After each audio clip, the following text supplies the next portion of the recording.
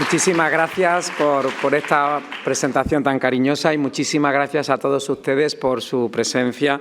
Me siento muy honrado de que estén aquí escuchándome esta tarde. Quiero comenzar dándole la enhorabuena al Museo Nacional del Prado y a su director Miguel Falomir por el reciente Premio Princesa Reina Sofía de Comunicación. Creo que es algo muy singular y muy significativo que se haya reconocido además con este galardón, porque precisamente muchas de las personas, y yo me incluyo, que somos asiduos a las redes sociales, sabemos la importancia de difusión que tiene el museo y que cumplen. Y estas mismas conferencias se retransmiten a todo el mundo gracias a las redes sociales. Por eso, a ese 1.940.865 seguidores que tiene el Museo del Prado en Twitter, y a todos ustedes les quiero dedicar esta conferencia.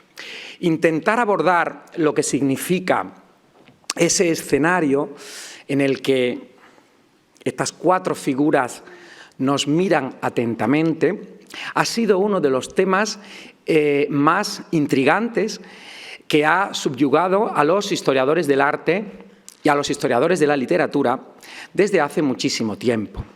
Es una pintura que desde que se exhibió en 1830 en la American Academy of Fine Art de Nueva York, no dejó de suscitar lecturas y sobre todo, y esto es quizá lo más singular, incluso en la denominación, en el título de la obra, nosotros podemos rastrear no solo el cambio de psicología de las personas y de los historiadores, sino también la recepción de esa obra por parte del público y lo que ese público ha sentido cuando ha visto esa pintura. La obra, que procedía de Inglaterra, estuvo en la colección de Sir Richard Coate en Irlanda, se expone en 1828 en la British Academy y, como les digo, en 1830 en Nueva York. Es una de las primeras obras de Murillo que se exponen de forma pública en Estados Unidos. Susan Stratton, que ha hecho un gran estudio sobre precisamente la recepción de la crítica de este tipo de exposiciones, cuando se expuso precisamente en esta institución, en la American Academy, resaltó dos juicios que creo que son muy singulares. El primero es en un periódico de New York Mirror, donde dice que un crítico admiraba la fuerza y el vigor de Murillo, las características de humanidad tan verdaderas y vividas que plasma en este lienzo. Y otro crítico, en New York American, dice: inimitable en su belleza de colorido, delicado dibujo, expresión característica y facilidad de espíritu. Para entonces, la obra se consideraba como una familia española de paseantes. Familia española de paseantes. Más adelante, el título de la obra fue cambiando. Cuando la obra se subastó en Inglaterra en 1923, en una subasta de Londres, la obra ya comparecía como un grupo familiar, presumiblemente doña Beatriz, la mujer de Murillo, con sus 3 hijos. Bueno, esa identificación que ya intentaba situar las 4 figuras en el zaguán en un ámbito privado, el ámbito privado del artista, nuevamente desviaba la atención a lo que yo considero que es el verdadero asunto del cuadro. Fíjense, August L. Mayer, que era asesor de Nicholson, esta es la fotografía que tenía y que fue propiedad de don Diego Angulo y hoy está conservada en el legado de Alfonso Pérez Sánchez, en la Fundación Focus de Sevilla. En el reverso de la obra plasma, cuando Nicholson compra la pintura en la subasta y se expone en Henrik Galeries, estos 2 títulos, desde la familia de paseantes a la de la familia de Murillo, doña Beatriz y sus hijos. Bueno, esto es muy interesante porque August L. Mayer, que era asesor de muchos de estos marchantes, entre ellos Nicholson, es el primero que comienza a poner en duda la identificación y dice que es muy extraño que Murillo reflejara a su familia de esta guisa. Es decir, decía Mayer que en la pintura había algo artificial e inquietante, porque una familia no se retrata así. Efectivamente, la obra ha sido leída de múltiples formas. Incluso avanzando el tiempo, Sutton ha querido ver en ella una alegoría de los sentidos. Incluso Skjold Hansel, muy propio esto de la literatura germánica, de hecho la obra estuvo unos años también en Alemania, veía en ella una posible representación de la Sagrada Parentela. De alguna forma se intentaba conectar la pintura con la pintura religiosa, algo que ha sido una y otra vez una equivocación. Desde el punto de vista de... Hay algo que es muy claro en Murillo y lo vamos a intentar analizar a lo largo de mi intervención. Nosotros no podemos separar su pintura profana de la pintura cultural, desde el punto de vista de la concepción y de los mecanismos compositivos. Y ahora van a entender por qué intento decirles esto. Sin embargo, cuando se ha intentado interpretar, como en el caso de la Sagrada Parentela, como una escena religiosa, nuevamente la interpretación de la obra también era sesgada de alguna forma y nos íbamos de lo que considero que puede ser la verdad. Cuando la obra se adquiere por parte del Kimberley Museum of Art en 1984, esta maravillosa obra que además va a ser una de las protagonistas de la exposición que está preparando Alejandro Vergara y que se inaugurará en junio sobre Rembrandt, Velázquez, Vermeer. Por eso está en salas y les invito a todos ustedes que después de la conferencia se acerquen a ver la obra. Bueno, pues lo que les decía, que precisamente lo que cuando se adquiere en 1984, el título de la adquisición es El umbral de una puerta. El umbral de una puerta. Bueno, esto es algo muchísimo más real a lo que ahí está sucediendo. Y ha sido gracias a la identificación de Enrique Valdivieso quien ha sabido ver que realmente lo que hay ahí es una escena en un zaguán de una casa sevillana, es decir, no es un escalón, no son 4 personajes en un escalón como se le ha denominado también en otras ocasiones, sino que lo que están es en un zaguán de una casa y están apoyados precisamente en el tranco que tiene ese zaguán. Los personajes nos necesitan a nosotros. Si el público no existiera, la pintura nunca se hubiera concebido. Es decir, lo que está haciendo Murillo es precisamente contando con el espectador activo que se sitúa al otro lado de la frontera estética y que es capaz de dialogar con la pintura. Y precisamente es esa anciana con esos grandes quevedos que nos mira atentamente e inquietantemente, acariciando, espiojando al niño que tiene en su regazo. Niño que, como ven, presenta un roto ostensible en su pantalón y nos muestra su trasero. Bueno, esto no es algo anecdótico. Esto es algo intencionado precisamente para que nosotros reconozcamos en esos códigos, en esos símbolos, algo que empáticamente haga lo que hacemos cuando nosotros vemos la pintura, que nos cautiva. Se nos va la mente porque reconocemos eso como presuntamente naturalista, presuntamente realista. Eso es lo que nos cautiva. Pero, sin embargo, la tensión, y utilizo la palabra tensión, que se genera en la escena, está producida precisamente por el lado oscuro de la obra. La mujer que se levanta la toca y nos mira directamente a nosotros, a ninguno más que a nosotros, al espectador. El mensaje va para el espectador, haciendo una mueca sobre la que luego voy a extenderme muchísimo y no prefiero avanzar nada. Esa mujer está apoyándose en el hombro de un joven un joven apuesto, con sombrero, que nos mira también a nosotros de forma sonriente y que se apoya displicentemente en su rodilla. Sus ropas no son las ropas de un pobre, son las ropas de una persona que tiene un cierto pasar.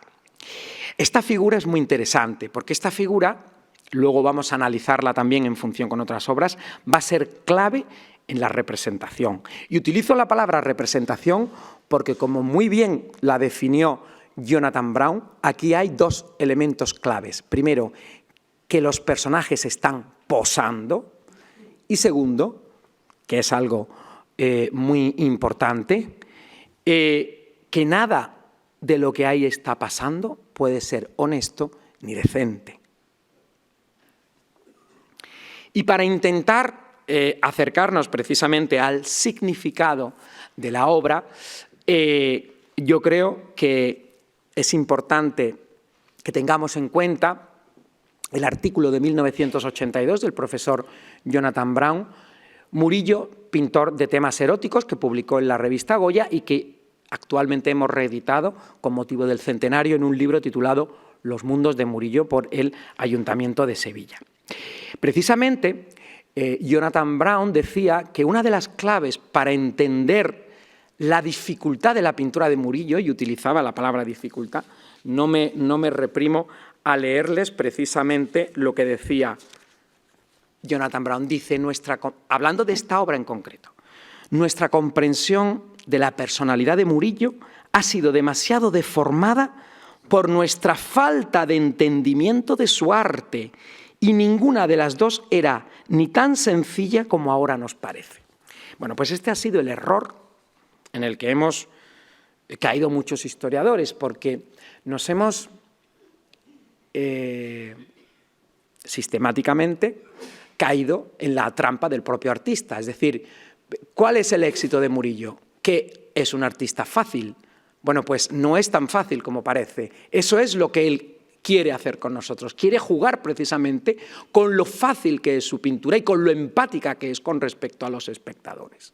Esto es algo que nos puede sorprender, pero por un lado esto y por otro lado la utilización que hicieron políticos, religiosos, de su pintura, uniendo siempre pintura con religión. Fíjense, esto fue Justi quien lo dijo por vez primera en 1892.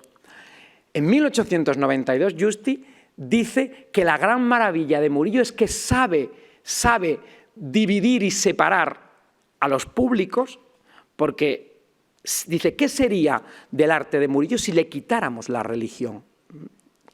Es decir, en el sentido de que hemos, de alguna forma,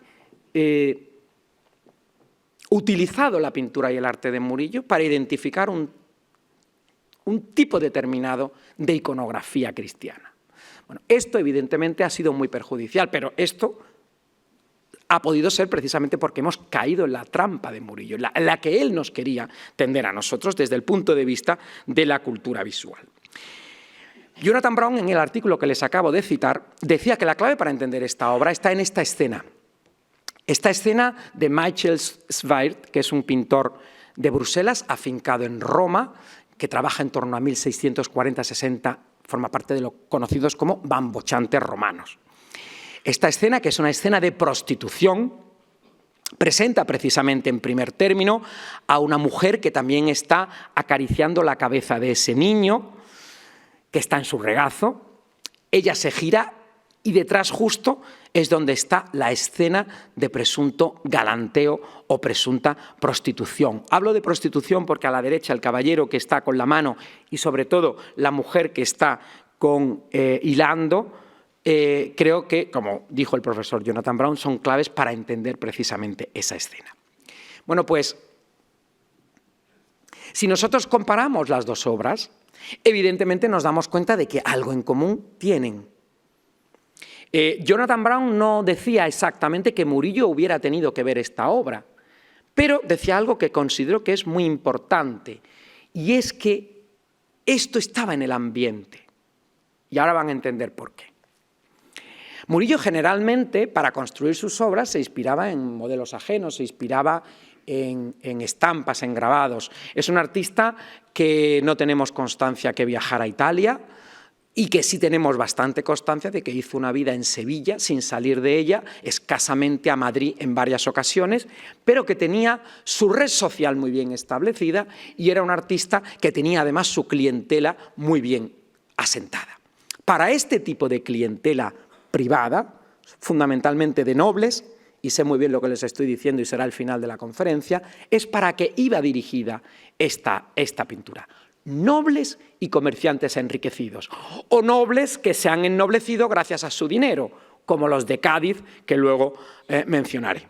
Bueno, pues si comparamos estas dos obras, evidentemente vemos que algo en común tienen. En primer lugar, la tensión, el concepto de lo inquietante, pero en segundo lugar, el niño que está en su regazo y que está siendo acariciado por esa mujer, que desde luego es una mujer que parece una alcahueta.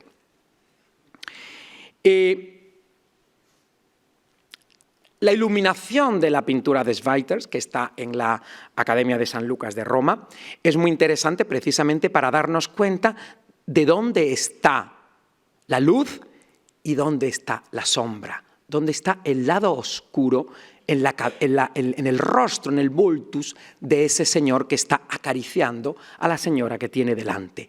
Ahí es donde está el lado oscuro, la sombra. Y ahí ven la mujer que está acariciando mientras que está razonando con los que están detrás. Bueno, pues gracias a las investigaciones de Enrique Muñoz, un investigador de la Universidad de Sevilla, el pasado verano, trabajando en el Instituto Romano per la Gráfica, localizó esta estampa. Esta estampa es la que da la clave y la que cierra el círculo. Probablemente Murillo no vio la pintura de Schweitzer, pero desde luego sí que vio y tuvo presente esta obra de Jean-Baptiste Vatel II. ¿Y dónde la vio? Pues miren, la ve en Madrid. Porque este señor, gracias a la tesis doctoral de Ángela Terido, el final del siglo de oro, vive en Madrid y está trabajando como grabador en Madrid y realiza esta serie de estampas precisamente en Madrid en torno a 1650. Y esta estampa presenta uno de los elementos claves en la obra, la tensión, pero también lo que decía Jonathan Brown, parece una instantánea, una fotografía en la que los personajes necesitan al espectador. O sea, necesitan a lo que decía Cervantes en el Quijote, a la turba mirante, para que la obra cobre sentido. La mujer que está sosteniendo al niño nos mira fijamente, es la que crea la tensión, mientras que esa anciana con esos quevedos está espiojando a ese niño. Al fondo, la mujer que está sacando el agua del pozo y el perro que está mirando. Para entender muy bien lo que significa el mensaje detrás de 4 personajes en el zaguán, nosotros tenemos ineludiblemente que hablar de otras 3 obras que están íntimamente relacionadas en su proceso creativo y en la concepción visual de las mismas, que son Las gallegas, La mujer que se está levantando la toca de la colección Carras de Londres, El niño campesino de la National Gallery de Londres, son absolutamente claves para entender qué es lo que está ocurriendo, porque forman parte de un tríptico. Luego me podrán discutir algunas cosas. Por tanto, vamos a ir avanzando y vamos a ir viendo cómo, evidentemente, la idea de los quevedos ahí está presente, la idea de lo inquietante también está presente y sobre todo, y esto es algo muy significativo, esta obra no solo sirvió en el proceso creativo de Murillo para concebir los 4 personajes, las 4 figuras en el zaguán, sino que también sirvió para la de la vieja espiojando al nieto de Múnich, que vamos a ver más tarde. Cuando Peter Cherry estudió esta obra también, lanzó una idea que creo que es muy afortunada, y es que él ve, muy probablemente, la escenificación de un pasaje de la Celestina, de la obra de Rojas, de Francisco de Rojas, en esta obra. Yo al principio me costaba entenderlo. Lo primero que hice fue leerme la Celestina entera. Y después de leer la Celestina y después de estudiar a todos los personajes, no tengo ninguna duda que Murillo en esta obra está representando una escena con Celestina, la alcahueta Celestina, Pármeno, Sempronio y una de las criadas de Celestina. Y ustedes me dirán, ¿y por qué no representa ni a Calisto ni Melibea, que son los personajes centrales de la escena? Porque su mensaje va dirigido a sus comitentes, a sus clientes, va dirigido a los comitentes con los que él se ganaba el dinero, financiando la carrera de Indias, y luego vamos a hablar sobre esto bastante, y a los comerciantes como Mazur, como Van Bell, que estaban rodeados de criados. Y lo que hay detrás de la Celestina, y ya estoy avanzando algo que me gustaría hacerlo en la segunda parte de la conferencia, es precisamente no solo una crítica al sexo, a la concupiscencia, a la voluptuosidad, a la sensualidad, no solo a eso, sino al libertinaje y a la traición de los criados que lo que hacen es traicionar a sus señores. Bueno, pues esto es algo que está muy presente a lo largo de toda la obra. Si ustedes comparan la escena de la vieja de Múnich, que está espiojando al nieto, y fíjense cómo juega nuevamente con todos los recursos visuales. Evidentemente aquí no estamos hablando de copia, aquí estamos hablando de lo que Palomino decía que era tomar ocasión, es decir, aquí estamos ya metiéndonos en cómo es la mente del artista, y la mente de Murillo es una mente muy retorcida, se lo adelanto, no es nada clara y limpia como nos tenían dicho. Fíjense cómo ha utilizado la idea del perro, la idea del jarrón, la idea de los cestos, idea, y fíjense sobre todo, claro, la gran capacidad que tiene el artista de hacernos ver y de conectar con nosotros. Murillo aquí no está copiando nada, esto no es una estampa real, está utilizando el artificio del naturalismo gracias al proceso de inculcación. ¿Cuál es el proceso de inculcación? Está jugando con todos los registros que tiene su público hispalense, con todos los registros que tienen almacenados, pero él no está copiando, él está intentando hacer que esto nos llame la atención porque es muy realista, porque es muy real, Fíjense cómo nuevamente en otra de las obras, como es la de la anciana, que en los inventarios del siglo XIX se conocía como la vieja de Triana, con el niño que nuevamente está señalando, y ahora vamos a hablar bastante también sobre la retórica de los afectos, que es fundamental para todo lo que yo les estoy diciendo, el perro, ahí tienen nuevamente el perro, ahí tienen nuevamente la canasta. Claro, ustedes pueden decir, es que un canasto lo puede copiar de cualquier canasto. No, yo estoy hablando de cómo él fabrica intencionadamente su ideario creativo gracias a estos recursos visuales, de una forma absolutamente intencionada. Y llegamos al personaje más interesante, el personaje precisamente de una de las mujeres que está al fondo, que está en ese lado oscuro de la escena y que nos está mirando. Pero nos está mirando haciéndonos una mueca donde ahí es donde cobran todo el sentido, el gran recorrido, y que está sin estudiar, lo digo para todos los jóvenes investigadores que sé que han venido hoy a esta conferencia, está sin estudiar la capacidad de comunicación que tiene Murillo con los afectos y con los gestos. Esto es una mina, está por estudiar.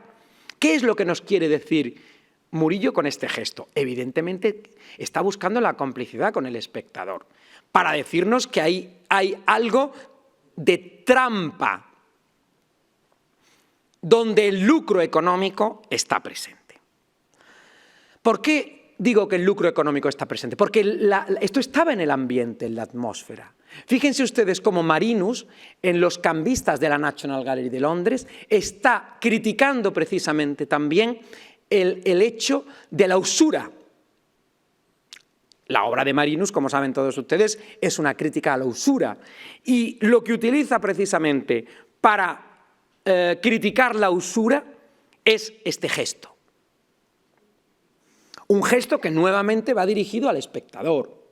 Por tanto, Murillo quiere hacerse partícipe de toda la tratadística que había en el siglo XVII y sobre todo era lector de Juan de Caramuel, estoy convencido de ello. Les recomiendo la tesis doctoral de Lucía Díaz de Marroquín, La retórica de los afectos, porque precisamente ahí explica muy bien el gran impacto que tuvo la obra de Juan de Caramuel. Tiene varios tratados precisamente sobre los afectos, pero sobre todo me interesa el Tesismatus Theologicus, porque ahí es donde desarrolla todos los antecedentes, las formas que hay de expresar la sinceridad, la falsedad, el engaño, pero sobre todo dice Caramuel una frase en su Trismegistus que le acabo de citar, una frase que es muy interesante, que es de Cicerón, y dice precisamente que el voltus, el rostro, es el único que puede decir la verdad en silencio porque expresa la verdad del alma y del sentimiento, y no como la lengua que puede mentir. Bueno, pues toda esta, digamos, desarrollo que hay en la literatura y en los tratados, desde el de Lebrun, del de Descartes y sobre todo algo muy importante que estoy seguro, y esto lo ha estudiado muy bien Marcaida, que está en la Universidad de St. Andrews, el gran recorrido que tiene y el impacto que tiene la obra de Juan Huarte de San Juan. La obra de Juan Huarte de San Juan es fundamental para entender el estudio de los ingenios, es fundamental para entender cómo Murillo desarrolla, porque ahí Huarte de San Juan desarrolla la conciencia del libre albedrío. El libre albedrío escolástico está muy presente en la Celestina. Yo les recomiendo que lean los escritos de Maraval sobre el mundo social de la Celestina, y ahí habla precisamente sobre la doctrina escolástica del libre albedrío. Cada uno de estos personajes que están presentes precisamente, y aquí les pongo este dibujo que he localizado en la Biblioteca Nacional, precisamente para incidir precisamente sobre lo mismo, es decir, sobre esas escenas que de una forma intencionada nos están hablando de algo malicioso. Gonzalo Hervás ha estudiado precisamente la presencia de los pastores jocosos en las adoraciones y de la conexión que tiene el carnaval y el teatro con la pintura religiosa. Bueno, esto, la influencia del carnaval lo ha estudiado muchísimo Peter Burke, como saben todos ustedes, pero es que está presente ahí, es decir, el gesto satírico, la sátira, la cosa ridiculosa que está presente en las estampas, y esta es una que utiliza Roelas precisamente para nuevamente buscar esa empatía y esa conexión. Nos quieren comunicar algo. Esto no es algo que está puesto en la obra de una forma accesoria, sino que lo que nos quiere es precisamente explicar y decir que ahí dentro están pasando cosas que no son decentes. Aquí tienen precisamente algunos de los tratados, como el de la fisionomía de 1598 de Laporta o el de Lebrun, que es el más conocido. Pero Murillo siempre, esto es una escena precisamente del Santa Isabel de Hungría curando a los tiñosos, para que se den cuenta precisamente que son personajes que están dispuestos y que nos quieren comunicar algo, y a la izquierda tienen un fragmento del Tratado de Caramuel. Murillo es muy consciente de todo esto, si no como lector, desde luego sí, porque está en el ambiente y está en la sociedad de la época, y evidentemente él lo está recuperando. Y llegamos al otro personaje. El otro personaje de la historia, si la anciana es Celestina, que está tocando a Pármeno, y ahora después les leeré y les explicaré por qué es Pármeno. Pármeno es uno de los Pármeno y Sempronio son los dos criados de Calisto, los dos criados que que finalmente le traicionan, ¿no? Y la Celestina, evidentemente, lo que quiere es que convencer a Pármeno para que al final Calisto le encargue el enjuague para que consiga a Melibea, ¿no? El personaje de Pármeno, que es el que yo creo que está en el regazo de la vieja Celestina de espaldas y enseñándonos su trasero, que había sido criado, es el hijo de la prostituta Claudina, que había sido criado precisamente por Celestina, pues el personaje de Pármeno es el que tiene una evolución más interesante en la obra de la Celestina de Fernando de Rojas. ¿Por qué? Porque es el ejemplo de la honestidad al principio, de defender a su señor, y gracias a la concupiscencia y a la voluptuosidad, porque le convence Celestina de que se líe con Areusa. Por tanto, el sexo y la concupiscencia es la que corrompe no solo a los señores, sino también a los criados. Es precisamente el más interesante, junto a Sempronio, que es el personaje que creo que es el que nos está mirando.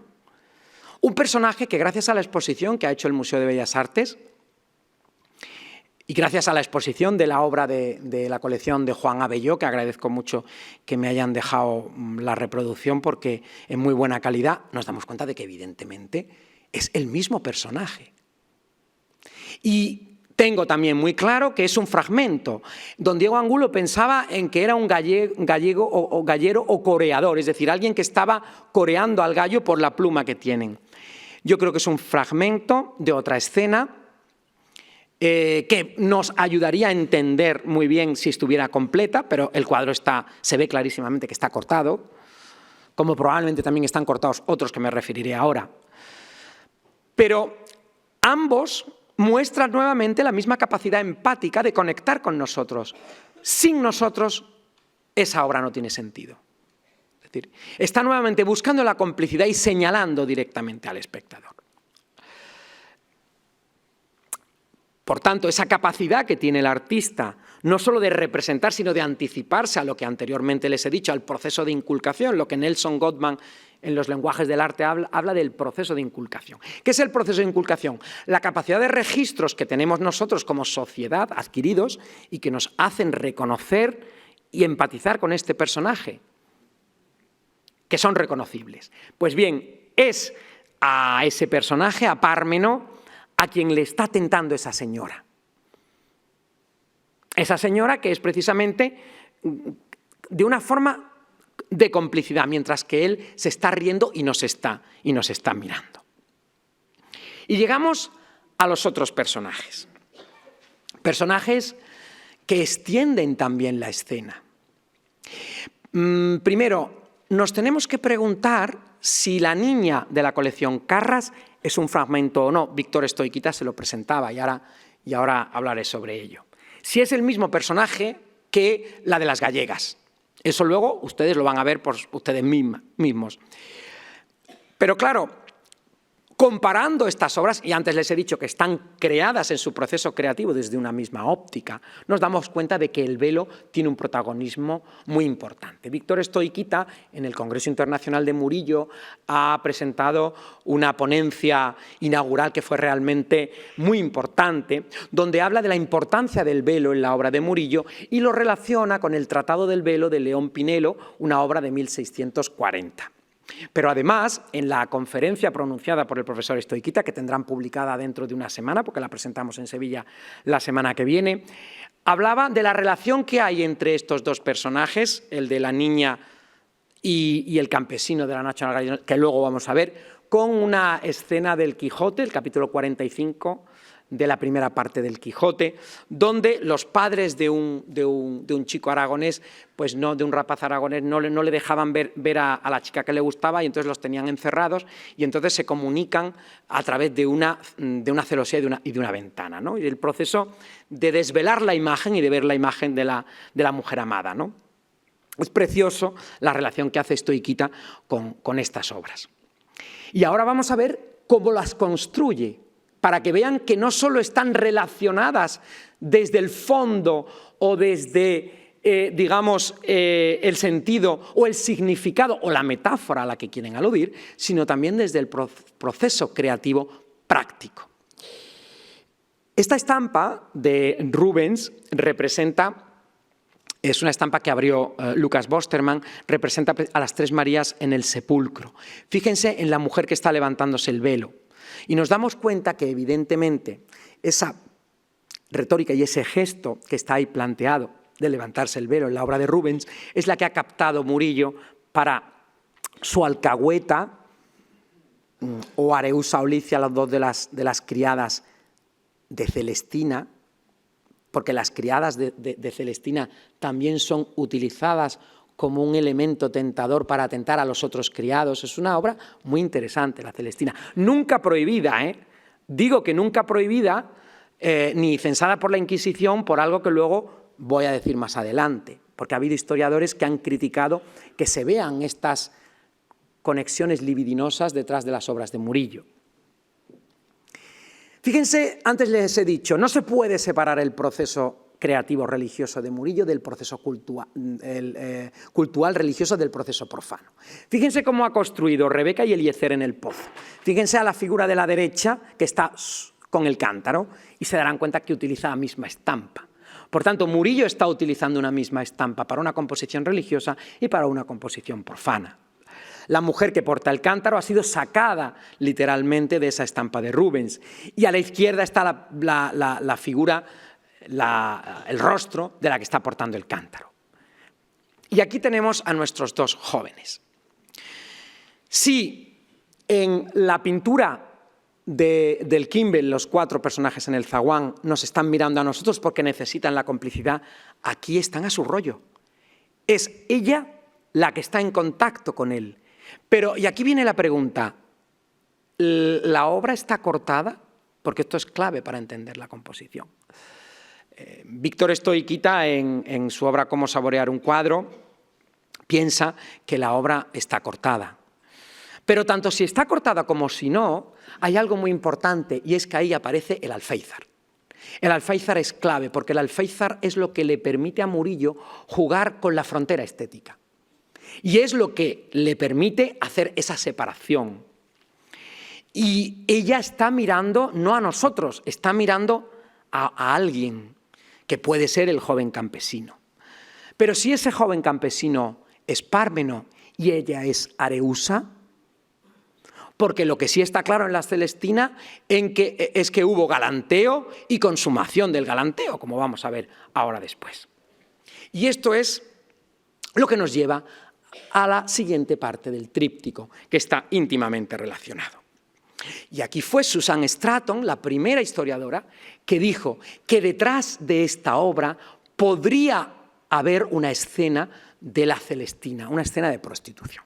Es una obra maravillosa porque desde que en 1848 Stirling Maswell publica sus Annals of the Artists of Spain, ya se calentaba la cabeza por saber qué estaban representando estas obras. Una obra donde nuevamente nosotros somos fundamentales. Si no existiéramos nosotros, la obra sería una aporía.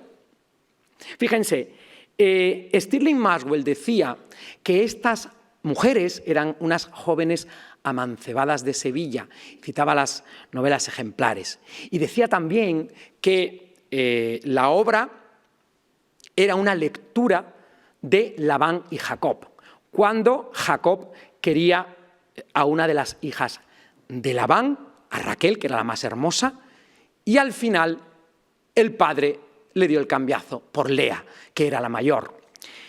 ¿Y qué es lo que nos dice Stirling Maswell? Que cuando los muchachos se acercaban, la palabra que utiliza es decepción. Se decepcionaban al ver que no tenían a la joven hermosa y que al final se iban con la, dice, hoja seca y amarilla. Hoja seca y amarilla. Es muy interesante porque, claro, de alguna forma la lectura de Stirling Maswell nuevamente quería hacer una interpretación bíblica de la obra. Pero la clave, creo, que está en la Celestina, y concretamente en Pármeno. Cuando Pármeno sufre una transformación en la obra y de ser honesto y de defender a su señor y de disuadirle de que no contratara a Celestina para nada y que no hiciera ningún afeite y que no, pues empieza a cambiar, porque Celestina ya ha conseguido, gracias a la sexualidad, a la concupiscencia y al deseo, que está muy presente en la Celestina, el deseo libidinoso, ¿no? Juega Pármeno explicándole a Sempronio, que ha conseguido al final tener a Areusa, le explica precisamente la razón y lo compara con una ventana y con darle alcance, jugando con las palabras dar alcance, por alcanzar de tirar una piedra o de haber consumado el acto sexual. Dice Pármeno a Sempronio, bien me agradan tus palabras, si tales tuvieses las obras, a las cuales espero que haberte de creer. Pero por Dios me digas, ¿qué es eso que dijiste de Areusa? Parece que conozcas tú a Areusa, su prima de Elicia, Elicia es la de la toca que nos está mirando en el cuadro de las cuatro, que es la que ha estado con Pármeno, criada también lo digo para los que no hayan leído la Celestina. Y ahora dice Pármeno, pues que es todo placer que traigo, sino haberla alcanzado. Sempronio, ¿cómo se lo dice el bobo? De risa no puedo hablar. ¿A qué llamas tú haberla alcanzado? ¿Estaba alguna ventana o qué es eso? A ponerla en duda si queda preñado o no. El juego de la ventana como un elemento sexual, porque está clarísimo, que está detrás de esta obra, es clave para entender el tríptico que les quiero presentar. Pero en este tríptico hay una persona que está detrás, que probablemente sea Elicia, que ya la hemos tenido antes mirándonos de frente. Y Elicia, que está con su rostro tapado y que nos mira riéndose, porque se está riéndose, es la verdadera protagonista de la obra, porque siempre el verdadero asunto del cuadro está en el lado oscuro, en la sombra. Les recomiendo que lean el libro Elogio de la sombra de Tanizaki, porque entenderán muchas cosas de la importancia que tiene la sombra y que no nos desvelemos por la luz y el brillo. En la sombra, en el lado oscuro, está muchas veces el verdadero asunto. Pues Elicia, que nos mira desde esa ventana, es la responsable de esta microcomedia. En cualquier momento ese postigo se puede cerrar y nosotros nos podemos quedar sin el espectáculo que se está produciendo. Y ella mira con complacencia. Areusa mira con complacencia, con voluptuosidad. Esa sonrisa y esa forma de reflejar el lazo rojo me hace mucha gracia, porque don Diego Angulo, cuando publica su catálogo razonado, dice, es únicamente, aquí es donde ve él, en las escenas profanas de Murillo, que eran muy discutidas, dice que es una escena de curiosidad femenina, donde hay un Cupido por nacer. Es únicamente se atreve a decir eso. Bueno, una de las cosas maravillosas de Murillo es la elegancia con la que plasma los temas. Porque evidentemente, detrás de esta escena de posible galanteo o posible prostitución, no hay nada de soez. Todo está perfectamente medido, todo está perfectamente en un lenguaje metafórico, evidentemente. Bueno, pues esta es una escena clave precisamente para que podamos entender la obra. Sin embargo, han sido muy criticadas estas lecturas, evidentemente. Han sido criticadas. La lectura del profesor Jonathan Brown fue muy criticada, especialmente por el profesor Valdivieso, dice, es impensable que pudiera admitirse dentro de la rigurosa moral católica y sevillana, especialmente severa a la hora de consentir que en el ámbito de la pintura se plasmaran asuntos deshonestos o pecaminosos. Pero es que estos asuntos son metafóricos. ¿Qué es esto? Sino la doctrina escolástica nuevamente del libre albedrío y moralizante. Son escenas moralizantes precisamente contra los criados infieles y moralizante contra el sexo que lleva a la muerte. El sexo desmedido, la concupiscencia y el deseo llevan a la muerte, que es lo que nos quiere decir la Celestina. Le repito otra vez el estudio de Maraval sobre la Celestina, el mundo social de la Celestina, para que se den cuenta precisamente de lo importante que es la doctrina escolástica del libre albedrío y sobre todo del pseudo Dionisio, ¿no? Cuando comienza a verse lo desenfrenado, lo sexual, como algo trágico, como algo que lleva finalmente a la muerte sin confesión, porque que es el pecado. Por eso precisamente Calisto, cuando cae de forma absolutamente ridícula desde la escalera que está en el huerto de Melibea, dice confesión, confesión. Y por eso cuando se suicida Melibea es nuevamente un ejemplo clarísimo del pecado. Es la que muere, se quita la vida, se suicida, que es el máximo pecado.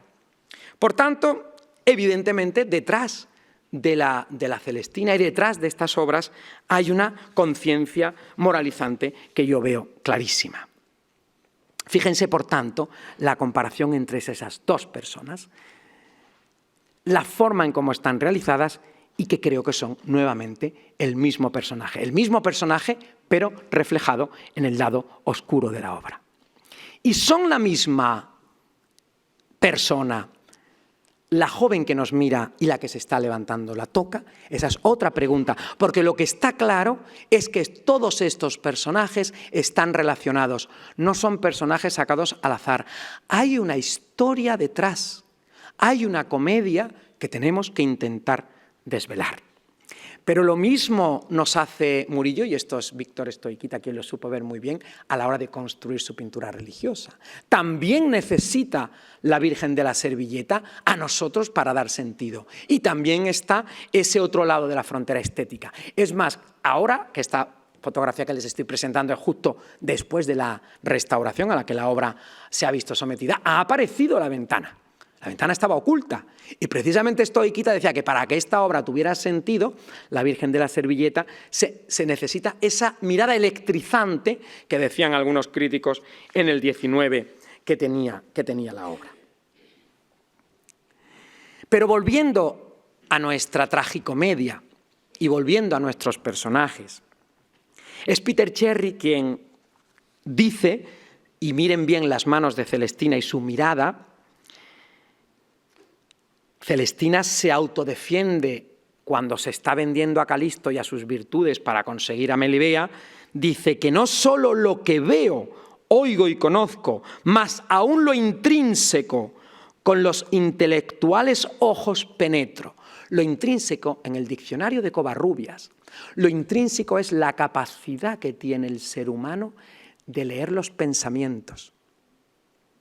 Celestina era capaz de leer los pensamientos y Celestina nos está mirando a nosotros fijamente. Pero incluso Calisto describe las manos de Celestina llenas de remedio, portadoras de hechizo y de afeites. Y la propia Celestina dice, de esas manos vivo yo, cuando finalmente hace el enjuague con la sangre de murciélago para que consiguiera a Melibea. Pero no para aquí la concupiscencia, porque fíjense que en otra escena Celestina dice, pues fuego, cuando reprocha a Pármeno que no cambie de actitud y que se haga solidario con ella para engañar a Calisto, a su señor. Dice, pues fuego malo te queme, que tan puta vieja era tu madre como yo. ¿Por qué me persigues, Parménico? Él es, por los santos de Dios, allégate a mí, ven acá, que 1000 azotes y puñadas te di en este mundo y otros tantos besos, acuérdaste cuando dormías a mis pies, loquito. Y Pármeno le dice, sí, en buena fe, y algunas veces, aunque era niño, me subías a la cabecera y me apretabas contigo, y porque olías a vieja, me fuía de ti. Pero Celestina insiste una y otra vez en el deseo, les tienta por el deseo. La maldad tienta por el deseo. Dice, dice Celestina, por deleite semejable es como seáis en edad dispuestos para todo linaje de placer, en que más los mozos que los viejos se juntan, así como para jugar, para vestir, para burlar, para comer y beber, para negociar amores, juntos de compañía. Oh, si quisieses, Pármeno, qué vida gozaríamos. Sempronio ama a Ilicia, prima de Areusa. Y Celestina continúa: el deleite es con los amigos en las cosas sensuales y especial en recontar las cosas de amores y comunicarlas. Bueno, yo lo tengo clarísimo, señores, que detrás de esta obra está la Celestina, está la tragicomedia de Calisto y Melibea, pero es que está también, como ya dije en 2009, cuando hicimos la exposición del joven Murillo, toda la doctrina de Cristóbal Pérez Herrera, autor del libro Amparo de Pobres. Ya saben ustedes que en el siglo XVII había que hacer un examen para ser pobre de solemnidad, porque se luchaba contra los fingidos pobres, que lo que hacían era pedir limosna y ganar dinero.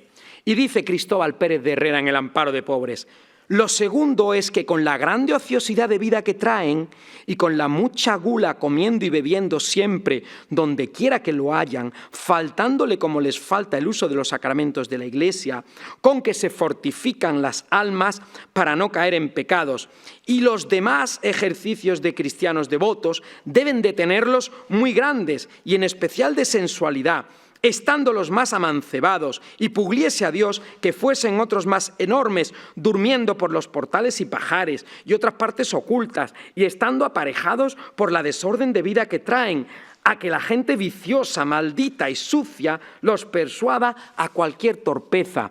Como ya se ha dicho algo de esto y aún visto de todos días a esta parte. Y que también juegan mucho dinero y otras cosas, juntándose algunos para este efecto en partes secretas y a propósito para ello. Está claro que nuevamente Murillo está reflejándonos, como decía Maraval, en el mundo social de la Celestina, a toda una sociedad.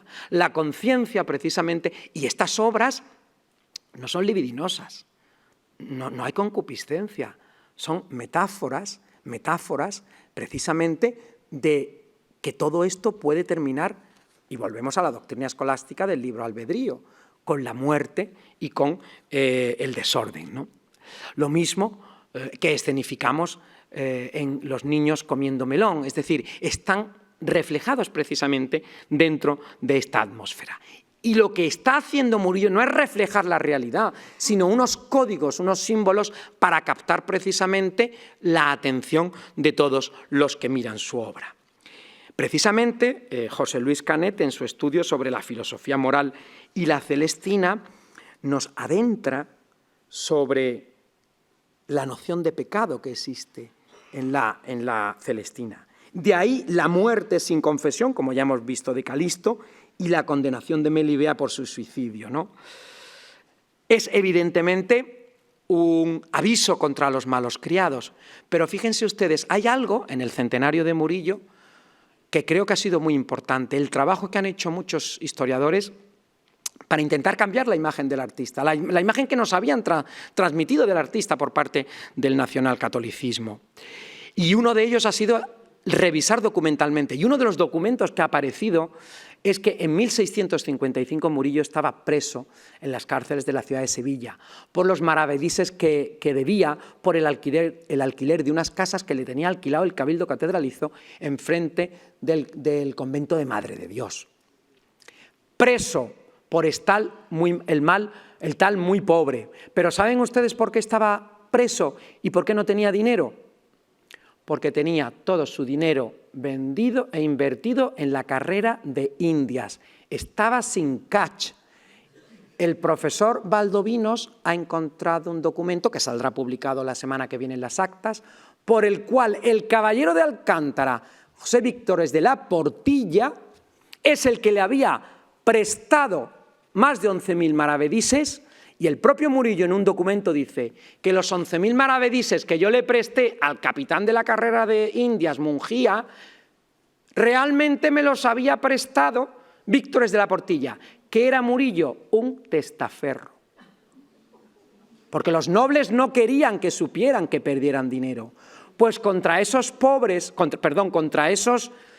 para prevenir a esos nobles, a esos clientes que le prestaban a Murillo le prestaban dinero, es para los que realizaban muchas de estas obras, Nicolás Mazur, el caballero alcantarino que les he dicho.